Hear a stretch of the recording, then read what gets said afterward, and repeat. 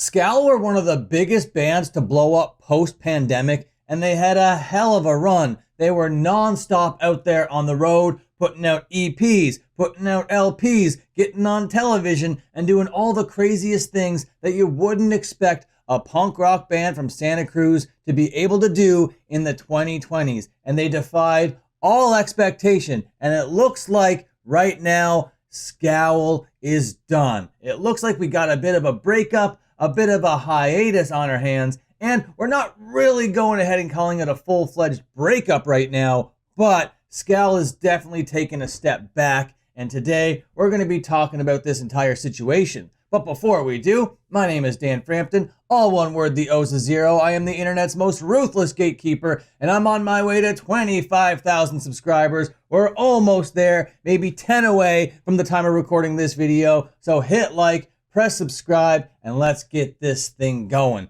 Because today we're talking about one of my favorite modern punk rock bands, and that is the band Scowl from Santa Cruz, California. And they were fronted by this person over here named Kat Moss. Now this was such a cool band, guys. Back in like 2019, they got together and they were just a ragtag group of punk rockers out there in Santa Cruz. And you know, it was kind of an unfortunate time to form a band because then 2020 happened and the entire world shut down. But when the world opened back up again, there was this festival called Real Bay Shit that occurred out there in the Bay Area of California, and Scowl made their impression during that event. During that event, they weren't one of the big bands yet. There were bands like Gulch, Drain, and Tsunami that really drew all those people to that yard on that day. And they were expecting like 400 or 500 people, but like 3,000 people showed up and shut down the entire city block over there. And that is when Scowl started to turn some heads. That's when I first noticed them anyway. I was like, who is this Scowl band? Then I went back and I listened to their EPs. I was like, this Scowl band is very, very good. I'm a big fan. Then their first full length came out called How Flowers Grow. And this is still one of my most listened to records.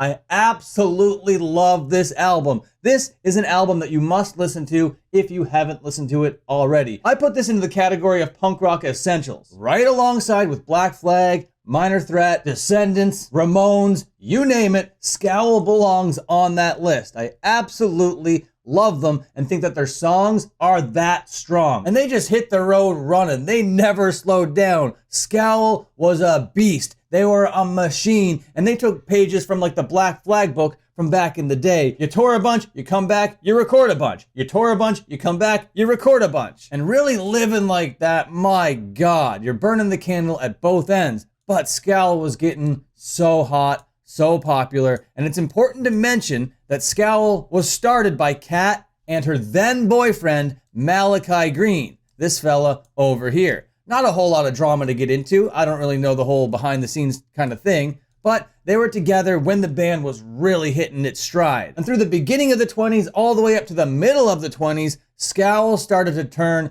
a lot more heads. There was an interview between Kat and Keith Morris when I was like, oh my God, this is actually happening. Kat and Scowl are really in the circle of circle jerks, and these circle jerks guys are propping them up. I was thinking Scowl are gonna be a long-term, long-going band, especially with the way that they're doing things. They were doing things generationally, and I believe they earned every fan and every listener through hard work. Blood, sweat, tears, tenacity. Scowl was out there with a message, with a purpose, and just ripping things apart. After a few years went by, they put out another record called Are We All Angels? And it's here where they started to take a little bit more of a melodic approach. Their hardcore punk sound got them on with Limp Bizkit and Blink-182, but as soon as they started to incorporate that 90s grunge melodic thing, well, now things were getting mainstream. Scowl played on Stephen Colbert's show, whatever it's called, and it was a hell of a moment for the community. And this was off the heels of Knocked Loose gaining this kind of popularity, Turnstile gaining this popularity, and it seemed like Scowl was set to be that next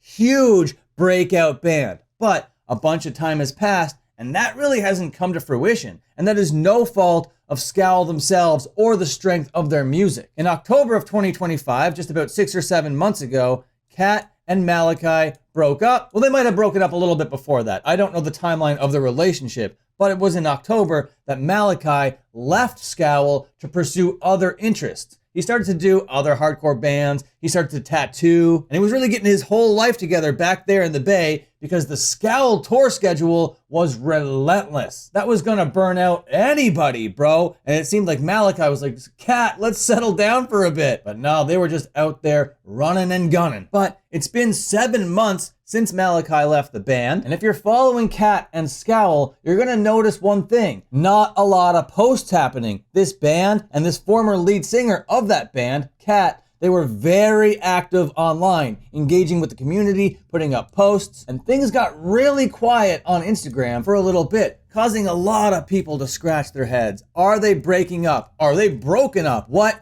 is happening with Scowl? Well, a couple days ago, as I'm recording this video, Kat sat down with Good Times to talk about her healing journey and to go into what a Scowl hiatus even means, because that is what it mostly is. It's not really a breakup, it's just a little bit of a break. But if any of you people out there have history in relationships, bands are a lot like relationships. And when you go on a break, people move on, they do other things, and it might not be highly likely that they get back together. But to soften the blow and to really not commit to the breakup, I think that they're just calling it a bit of a hiatus. And to me, that is super surprising on one hand because this band was on fire. They had so many opportunities. Not every band, hardly any band gets as big as they were getting as a punk rock band from Santa Cruz, California, doing it DIY, relentless, tenacious, touring schedule style. They were out there making it happen, turning heads and making everybody realize, damn, this punk rock shit, this is actually viable. This is possible. There's a scene, there's a heartbeat, there's a whole circuit that we can get involved in. But now it seems like the band that was holding it all together, at least in the perception of many people's minds, well, they were burning the candle at both ends, they're burnt out, and they need to take a little bit of a break. So I'm gonna read a little bit of that Good Times article with Kat Moss because it seems like she's ready to start exploring her own kind of creativity. So let's just read a couple sections from this article, and it says, Moss's time with Scowl hasn't been the rose-colored rise people may think. The quick shot to stardom came at the cost of the familiar trappings of the rock and roll lifestyle, combined with physical and emotional fatigue. When a close friend unexpectedly passed away in 2025, it pushed Moss to numb herself to the world.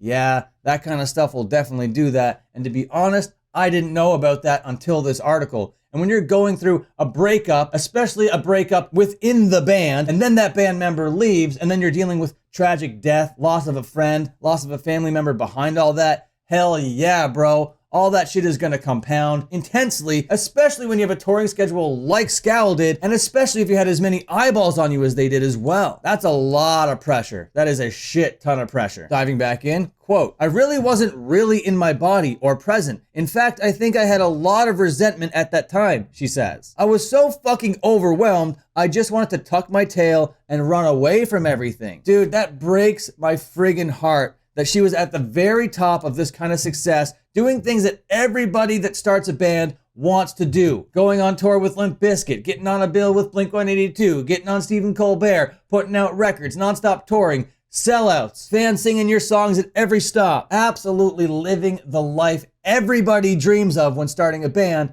and not being able to enjoy it. That fucking sucks so much. Diving back in, quote, I'm really excited to unravel who my artistic self is. Scowl turned into a machine. It's really fucking cool and crazy, but it's also nice to breathe a little too. And I bet it is, dude. Like, that is a lot of shit going on. Especially when you're just a horse girl and it's all just thrown at you all of a sudden and it's all just happening. Oh, all of a sudden I'm a superstar? Last week I was in a barn with a bunch of horses. Yeah, that's right. Kat is a horse girl. I had so many people around me telling me, take this all in. Be as present as you can because this is rare. You never know if you'll ever get this again, she remembers. I heard it, I knew it, but I could not be present. There was no fucking way. Dude, the more I read, the more it breaks my heart because yeah, you need to be present in that moment. But when all that shit is going on, the breakup, the tenacious tour schedule, losing a friend, yeah, it's hard to stay present in that moment when all of that real life shit is happening around you. It almost feels sociopathic to enjoy it and to revel it when all this real life tragedy is happening all around you. Diving back in, to survive it all, she had to turn some stuff off emotionally because touring didn't allow her to process things like grief or trauma in a normal way. It's one of the reasons why so many touring musicians turn to drugs and alcohol as a coping mechanism. And you know what? That's a very smart, level-headed, and mature way to look at it. Being like, you know what? Shit is not working well. I could self-destruct, or I should step back. And to sacrifice the band, to sacrifice the music, to sacrifice the notoriety and the fame and all that for your own mental health, hell yeah, dude. That is something to celebrate. That is something to encourage. That takes a lot of strength. That takes a lot of self-awareness to be able to do something like that. To step away from a band that was as on fire as Scowl, stepping away from Scowl specifically must have been so fucking painful because it's like, yeah, this might never ever happen again. But you gotta do what's best for you, your brain, your heart, your community, your creative self. If you put yourself first and you consider what you need to be, the best human being you need to be, and being on the road isn't that, that's huge, man. Diving back in, it left me really emotionally immature for a while, Moss admits. It's something I think touring musicians, artists, and bands don't talk much about. Touring heavily for a long time, at least in your 20s and formative years, will suspend your adolescence, and very much so. God damn, this girl is so fucking smart. She is so with it. And a lot of these people in punk bands, a lot of these people in rock and roll and underground, they are not this self-aware. They are not this mature. They are not going to look themselves in the mirror and be like, you are emotionally stunted and it's time to grow up a little bit. And in order to grow up a little bit, I got to step away from my big famous band. God damn, dude, I respect that so much. Going back into the article. However, what should have been one of the best moments for Moss was mixed with feelings of guilt and remorse. A month before her close friend Bridget Smith, who choreographed Scowl's psychic dance routine video and was a huge supporter of Moss and Scowl, forging their own path, unexpectedly lost her battle with ovarian cancer. Upon finding out, Moss said she immediately resented touring because it took her away from spending time with the people she loved, her community, and those who helped make her dream a reality. God damn, that's so fucking painful to be out there on the road, to hear your best friend lost her battle with ovarian cancer, and that best friend is somebody that was there on your front lines, supporting you, choreographing your dance routine for your dance video. God damn, yeah, I'd resent touring as well. It's like, I just want to be there with my people. I just want to be there with my community, and I'm in this hotel room in Brisbane, whatever the fuck that means. Diving back in, I was so fucking mad, she said. I was putting out a record, doing press every day, and waking up every morning in different hotels, and I hated it. For Moss, 2025 was, in her words, emotionally crippling despite the band's rising success. And if you're feeling emotionally crippled, god damn it, dude, that is so cool that you stepped away from such a big band to take care of yourself like this. I advocate for that so heavily. I know how much mental health can really fuck with somebody, and I know how hard it can be to address all those things head on and fix them. It takes a resilience inside of you to do something like that not many people possess, or at least not many people possess that I've seen, that I've witnessed. I see a lot more self-destruction. I see a lot more abuse. I see a lot more unhealthy coping mechanisms than I hear stories like this, where it's like, I was hurting, things weren't going well, I needed to get things right, I needed to get my head back in the game, and in order to do that, I needed to get right with nature. I needed to get right with myself. I am such a big Kat Moss fan. I thought she was such a good figure for other girls in the scene. Because you know what? It doesn't necessarily always feel like a safe space in the uber masculine world of hardcore music. And after Kat and Scowl just made it seem so effortless and confident, so many girls started to step up to the forefront of the scene and in the community. And I love to see it. And I put a lot of that